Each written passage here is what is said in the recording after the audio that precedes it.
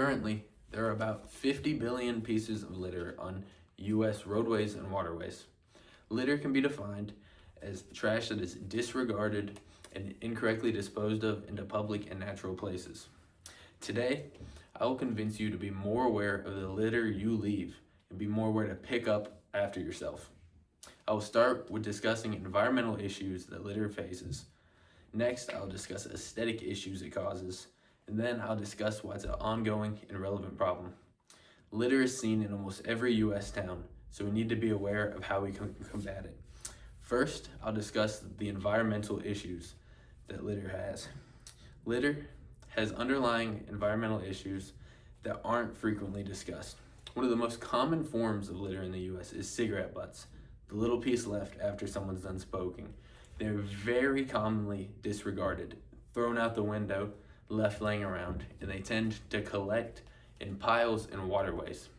This collection leads to many toxic chemicals and bad things getting into our water systems.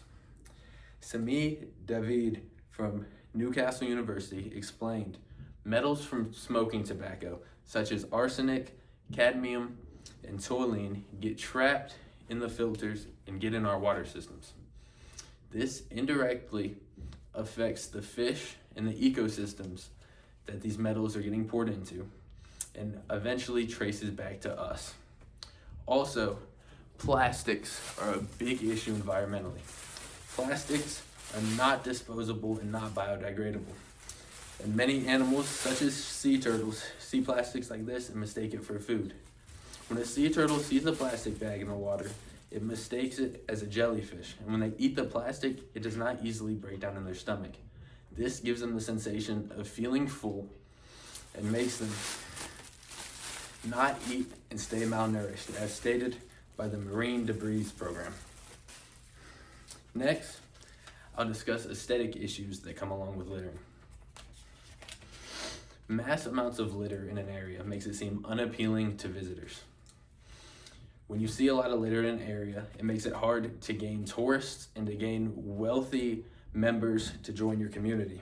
High urban litter makes an area viewed down upon and makes that section of a town frowned upon. Noor Akmar Abdul Aziz, a senior lecturer for the Department of Recreation in Malaysia, states that littering behavior was found to be directly related to socioeconomic characteristics. So if litter is being related to socioeconomic characteristics, when people see a lot of litter in an area, they're gonna just relate that area to a low socioeconomic class and not wanna have any part of it. Also, litter affects parks. When a park has a lot of litter, it is unappealing to visitors. Visitors aren't gonna wanna come and see a bunch of trash cluttering up a natural environment. Plus, the trash in the environment is actually harming the wildlife and the area that the visitors are wanting to see. With less wildlife and less things to see, parks aren't going to be able to bring in enough money and be able to combat the effects litter is having on them. Finally, I'll discuss how pollution is an ongoing and current topic. Currently, it's stated by David Scott for his nonprofit End Litter that there are roughly 152 pieces of litter out on open roadways and waterways for each member of the U.S. population. This increased disproportionate relationship shows that there is more litter being put out than litter being picked up. We really need to up how much we're combating litter instead of just littering more. Also, with global crises, more litter is being put out. With the coronavirus, not many people knew how to dispose properly of face masks and gloves and other medical equipment, and would just throw them out on the street. We needed to be aware that even in crisis, we have to pick up after ourselves, for the environment being hurt may be far more important. After discussing the environment and aesthetic issues, and discussing how it's an ongoing and current issue, I've concluded that why it's important to be conscious of how much we're littering and how much we're affecting the environment. After our discussion, I want you to commit yourself to being aware of how much litter you're really putting out there and how much you're helping to pick it back up. First, I discussed the environmental issues with cigarette butts and plastic. Then I went into aesthetic issues in suburban areas and parks. And finally, I discussed the disproportionate amount of litter to population and how it's affected by current global crises.